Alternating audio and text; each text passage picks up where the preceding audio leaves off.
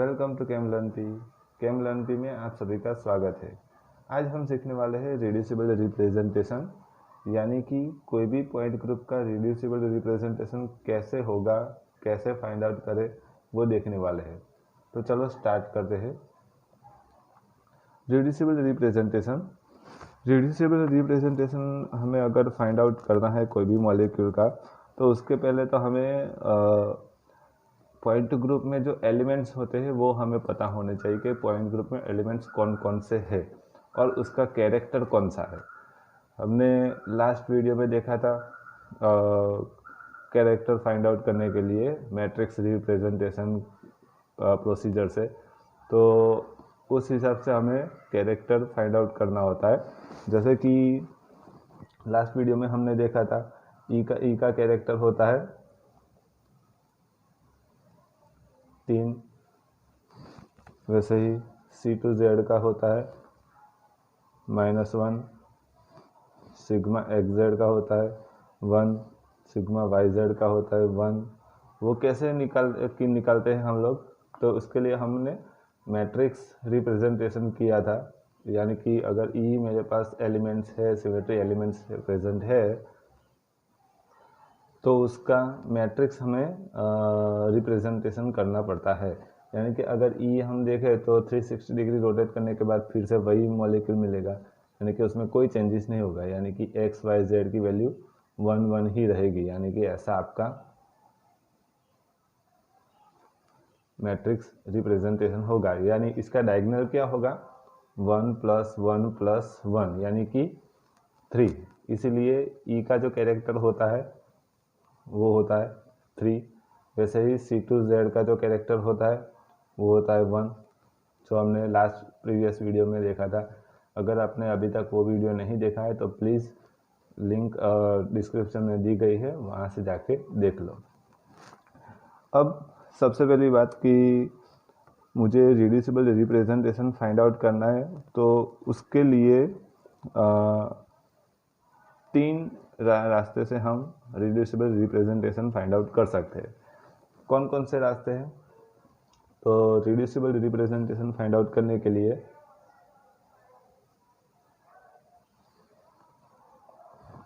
एक तो कौन कौन से, एक तो सबसे पहले तो XYZ बेस ले ले, या वो नहीं लेना है मुझे तो 3n कोऑर्डिनेट से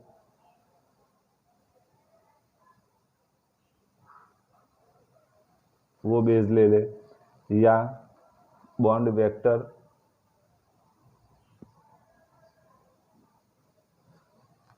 एक ये बेस ले सकते हैं।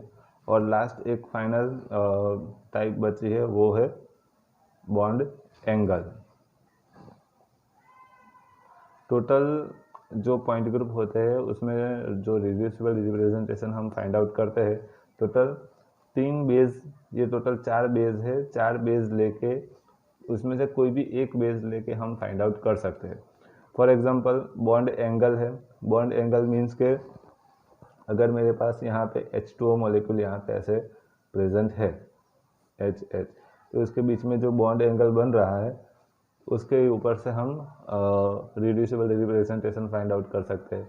बॉन्ड वेक्टर यानी कि बॉन्ड की लेंथ, ये जो बॉन्ड की लेंथ है उसके ऊपर से आप रिड्यूसिबल रिप्रेजेंटेशन फाइंड आउट कर सकते हो।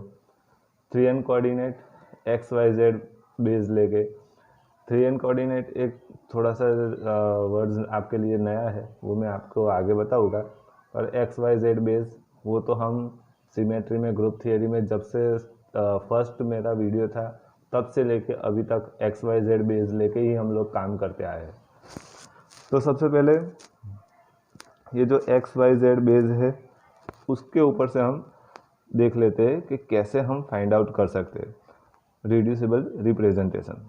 पर उसके लिए सबसे पहले तो रिड्यूसिबल रिप्रेजेंटेशन इंडिकेट करते हैं गामा से, यानी कि इसे हम कहते हैं बीटा नोटेशन।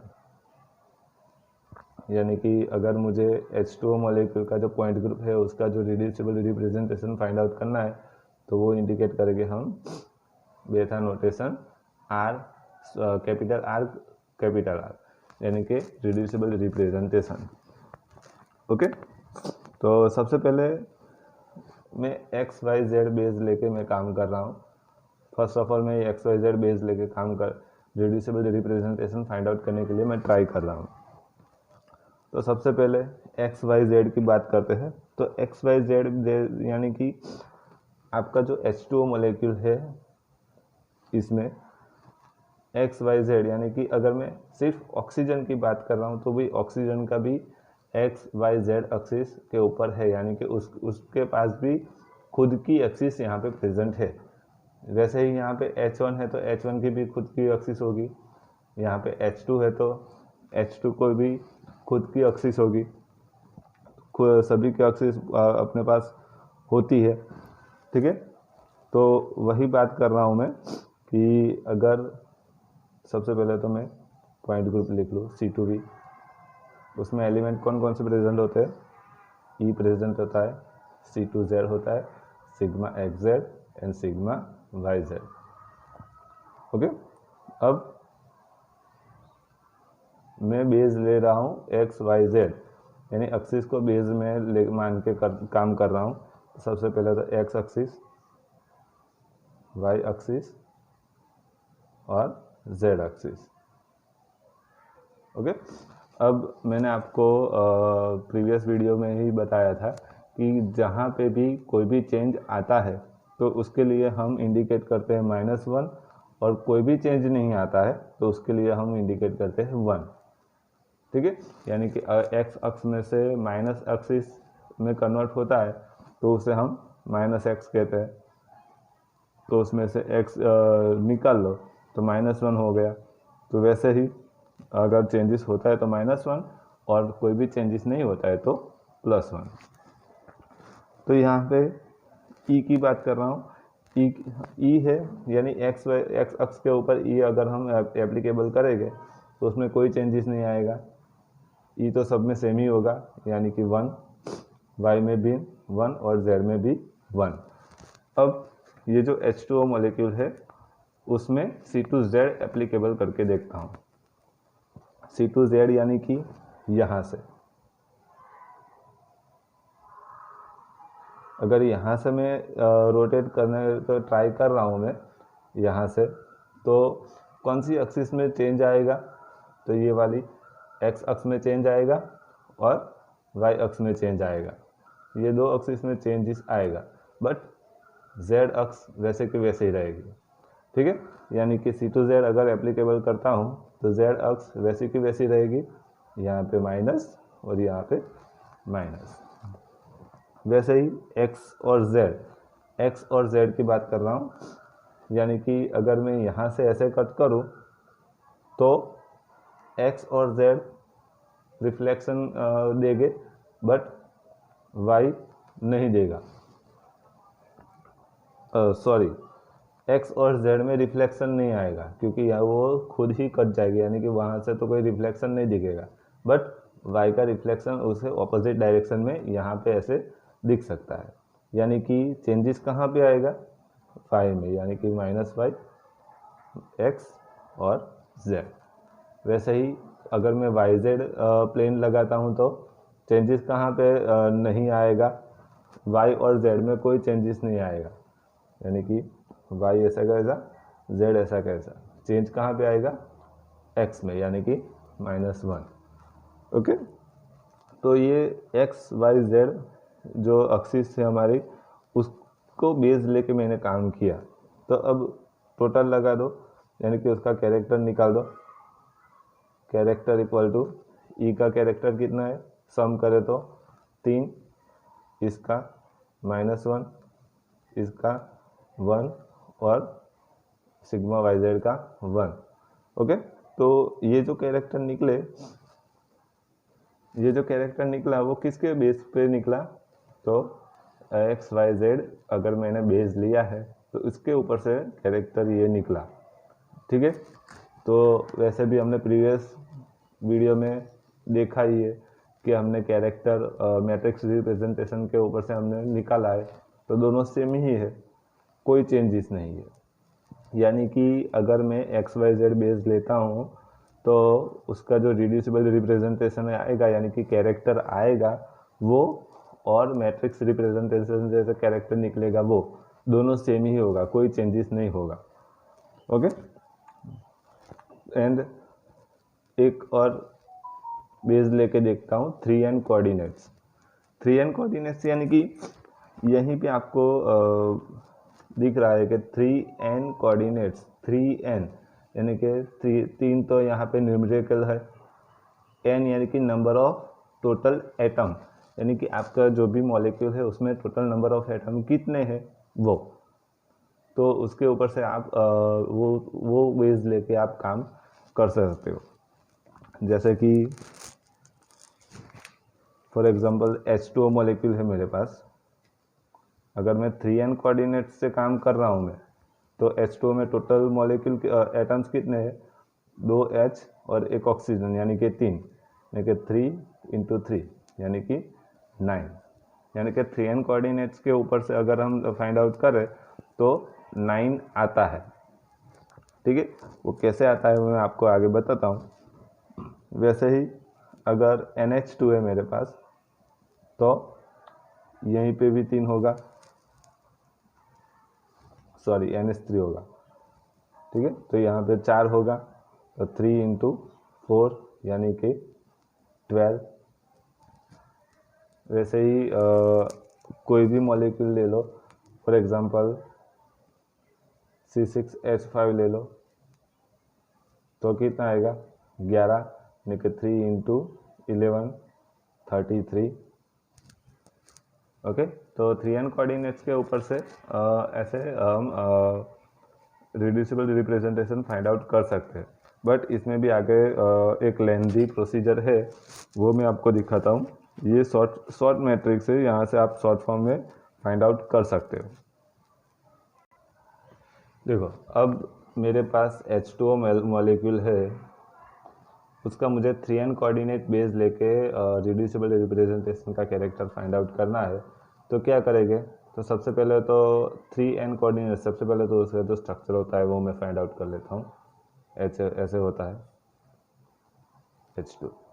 ओके, अब मैंने आपको पहले ही बताया कि जो एटम होता है उसके खुद की एक्सिस प्रेजेंट होती है। ओके, तो खुद की एक्सिस यहाँ पे प्रेजेंट होती है, दैट मीन्स उसके पास अपनी खुद की एक्सिस होगी, यानी कि अगर H1 है तो उसके पास भी एक्सिस प्रेजेंट होगी यहाँ पे ऐसे। ओके, ऐसे एक्सिस यहाँ पे प्रेजेंट होती है। तो इसका अगर मैं नॉमेनक्लेचर करूँ तो यहाँ पे X1 Y1 Z1, वैसे ही ऑक्सीजन के पास है तो यहाँ पे भी होगा, यहाँ पे X2 Y2 Z2, वैसे ही यहाँ पे भी X3 Y3 Z3। ओके, तो ऐसे हर एक के पास अपनी खुद की एक्सिस प्रेजेंट होती है। अब 3n कोऑर्डिनेट्स अगर मुझे के हिसाब से मुझे बनाना है तो सभी एक्सिस को लेना पड़ेगा, एक और एटम के एक्सिस को लेके तो काम नहीं करूँगा, सभी एक्सिस को लेके काम करना पड़ेगा। तो सबसे पहले तो उसके लिए तो पॉइंट ग्रुप लिख लेता हूँ, C2 = E आएगा, C2Z होगा, उसके बाद E की ही बात करें, sigma XZ and sigma YZ। Okay, ऐसे पॉइंट ग्रुप होते हैं। अब उसमें सिर्फ मैं E की बात कर रहा हूँ, एलिमेंट्स E की बात कर रहा हूँ। अगर E का कैरेक्टर मुझे फाइंड आउट करना है तो सबसे पहले तो ये सभी एक्सिस मुझे लिखनी पड़ेगी, सभी इंडिविजुअल एटम्स की जो एक्सिस है सभी। तो मैं यहाँ से स्टार्ट कर रहा हूँ, X1 Y1 Z1, X2 Y2 Z2, X3 Y3 Z3, वैसे ही इस तरफ आएगा X1 Y1 Z1, X2 Y2 Z2, X3 Y3 Z3। Okay, अब सबसे पहले E की मैं बात कर रहा हूँ, तो यहाँ पे आपको पता है कि ई में तो सभी कोई चेंजेस होगा नहीं, ठीक है। तो x1 जहाँ पे होगा x1 के साथ x1, तो वहाँ पे कोई चेंजेस नहीं आएगा, यानी कि वहाँ तो 1 ही रहेगा, तो मैंने वहाँ पे 1 लिख दिया। x1 इंटू y1 तो यहाँ पे 0 आएगा, वैसे ही यहाँ पे 0, x2 इंटू y2 0 0 0 0 0 0, यानी कि अगर x1 मूव कर रहा है तो उसके साथ x1 ही मूव करेगा, यानी कि उसमें कोई चेंजेस नहीं आएगा। ये यानी कि x1 के साथ जो x1 होगा तो उसकी वैल्यू +1 होगी, उसके अलावा सभी 0 0 0। वैसे ही y1 है तो यहाँ पे 0, यहाँ पे 1, उसके बाद सभी 0। z1 है तो 0 0 1, वैसे ही x2 है तो 0 0 0, x2 में 1, y2 है तो 0 0 0 0 1, z2 है तो 0 0 0 0 0 1, x3 0 0 0 0 0 0 1, वैसे ही y3 z3। ओके, ऐसे हमारे पास एक मैट्रिक्स प्रेजेंट आया। अब इसका डायगोनल्स देख लो। डायगोनल्स कौन सा है? ये वाला। इसका सम कर दो डायगोनल्स का। तो डायगोनल्स का सम हम करेंगे ना तो टोटल 9 आएगा। तो जैसे हमने आगे देखा कि 3n कोऑर्डिनेट्स के हिसाब से H2O मॉलिक्यूल में 9 आता है। तो वो 9 कैसे आता है? इसके हिसाब से ऐसे 9 प्रेजेंट आता है। वैसे ही C2Z की बात करेंगे तो C2Z के भी हम ऐसे फाइंड आउट कर सकते हैं, बट ये जो मेथड है वो थोड़ी ट्रिकी है। तो मैंने कहा वैसे ये ट्रिक थोड़ी ट्रिकी है, तो इसके लिए हमने शॉर्ट फॉर्म जैसे यहाँ से मैंने फाइंड आउट किया आगे, वैसे हम फाइंड आउट कर सकते हैं। तो चलो, अब हमने 2 मेथड तो देख ही ली है, जैसे हमने आगे बताया वैसे कि यहाँ से सबसे ज़्यादा आपको जो हेल्पफुल रहेगी वो यही 2 मेथड है। बेस एक तो पहले XYZ ले लो और दूसरा बेस है 3n कोऑर्डिनेट ले लो। ये 2 मेथड है, वो 2 मेथड बहुत ज़्यादा यूज़ नहीं होती है, कहीं भी आपको बुक में देखने को नहीं मिलेगी।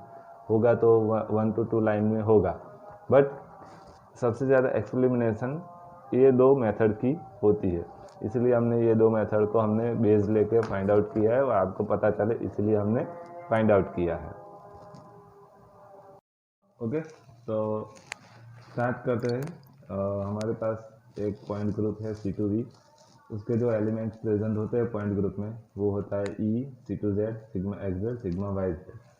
अब वो मॉलिक्यूल C2V पॉइंट ग्रुप जिसमें भी होता है वो मॉलिक्यूल यहाँ पे हमने ऑलरेडी ड्रॉ किया है, H2O मॉलिक्यूल, उसमें C2V प्रेजेंट होता है। तो उसका जो रिड्यूसिबल रिप्रेजेंटेशन हम फाइंड आउट करना है वो कैसे करेंगे? तो सबसे पहले तो आपका जो मॉलिक्यूल है, मॉलिक्यूल स्ट्रक्चर है, उसमें हमें 2 चीज़ें हमें पता होनी चाहिए। सबसे पहली बात NuSA। NuSA यानी कि नंबर ऑफ अनशिफ्टेड एटम, यानी कि यहाँ पे मैं यहाँ लिख देता हूँ नंबर ऑफ अनशिफ्टेड एटम्स, यानी कि अगर मैं कोई भी एलिमेंट्स उसके ऊपर एप्लीकेबल करता हूँ तो कितने एटम अनशिफ्टेड हुए उसके नंबर। ओके, तो यहाँ पे अगर मैं ई एलिमेंट सिमेट्री एलिमेंट्स लगाता हूँ H2O मॉलिक्यूल के ऊपर, तो ई में तो कोई भी मॉलिक्यूल एटम चेंज नहीं होगा, उसकी डायरेक्शन चेंज नहीं होगी, एक्सिस चेंज नहीं होगी, तो उसमें अनशिफ्टेड एटम कितने हो गए? 3। वैसे ही अगर मैं C2Z एप्लीकेबल करता हूँ तो C2Z यानी कि अगर मैं यहाँ से पकड़ के रोटेट करता हूँ तो ये जो H1 है वो H2 की जगह पे जाएगा, H2 H1 की जगह पे आएगा, यानी कि ये 2 तो शिफ्ट हो गए, बट ऑक्सीजन चेंज वही का वही रहा, यानी कि अनशिफ्टेड आइटम कितने हुए यहाँ पे? 1।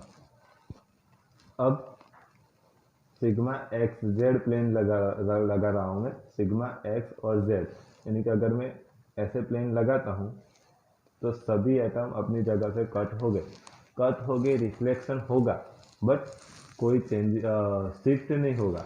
ये एटम H1 है तो H2 की जगह पे नहीं जाएगा, ऑक्सीजन यहाँ पे नीचे नहीं आएगा, कोई भी एटम अपनी जगह से जगह नहीं छोड़ेगा, दूसरे की जगह पे नहीं जाएगा।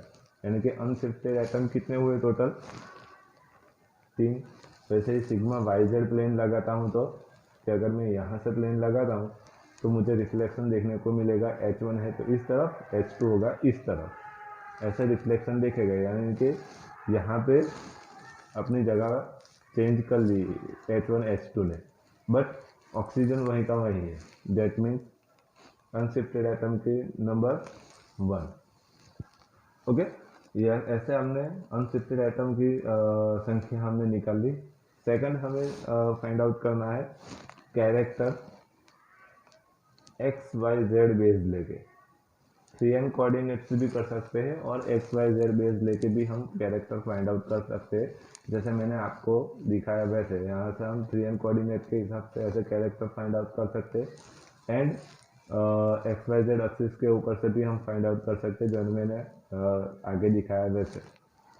तो यहाँ पे हमने एक्स वाई जेड बेस लिया है, हो सके उतना एक्स वाई जेड बेस लेके ही काम करो, क्योंकि एक्स वाई जेड बेस हमें सिमेट्री में पहले से हम करते आए तो वो हमारे पास सूटेबल है और हम उस पर सेट हो रहे हैं, इसीलिए। तो अगर एक्स वाई जेड में बेस ले रहा हूँ तो अगर ई एप्लीकेबल करता हूँ तो 3 आएगा, जैसे हमने आगे बताया वैसे ही। C2Z के लिए -1, एक्स जेड के लिए 1 और वाई जेड के लिए 1। ओके, ऐसे आया। अब रिड्यूसिबल रिप्रेजेंटेशन यानी कि बेटा नोटेशन R। ओके, तो मल्टीप्लीकेशन कर दो, 3 into 3 9, 1 into 1 -1, 3 into 1 3 and 1 into 1। Okay, तो ये जो आया है वो हुआ आपका reducible representation for C2V point group. वैसे ही हम ये जो एमोनिया होता है C3V, उसके लिए हम फाइंड आउट कर सकते हैं। तो इसके लिए पॉइंट ग्रुप कौन सा होता है? E प्रेजेंट होता है उसमें, C3Z प्रेजेंट होता है और सिग्मा V प्रेजेंट होता है।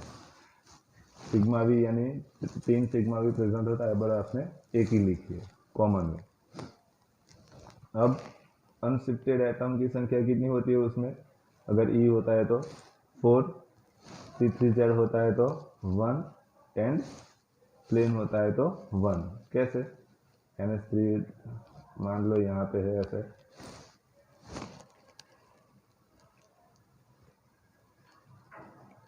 ओके, NH3 यहाँ पे ऐसे प्रेजेंट है।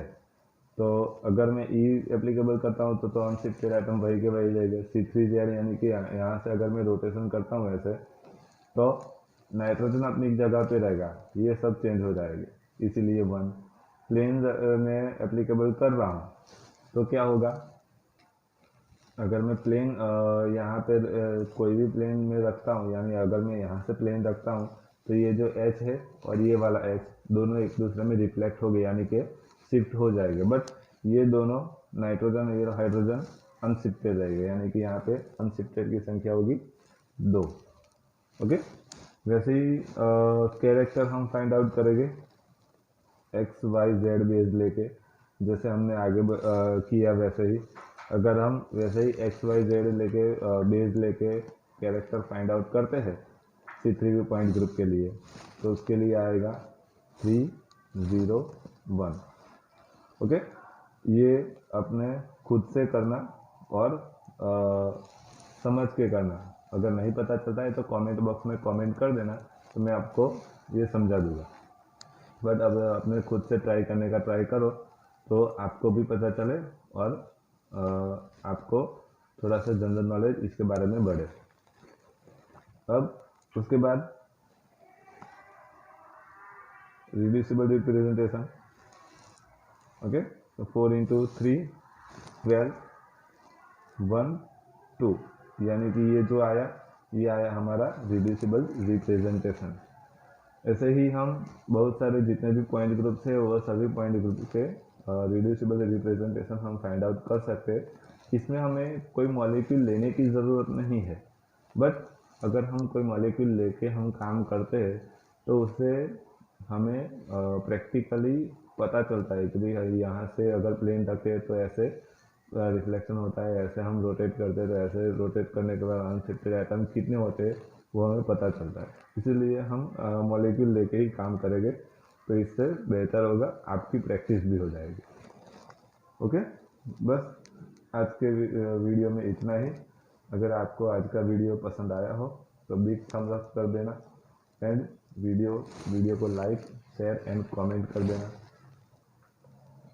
अगर आप इस चैनल पर नए हो तो चैनल को सब्सक्राइब कर दो एंड बेल आइकन को भी प्रेस कर दो, ताकि जैसे ही इस चैनल पे नया वीडियो आए तो आपको नोटिफिकेशन मिल जाए। Thank you, have a nice day.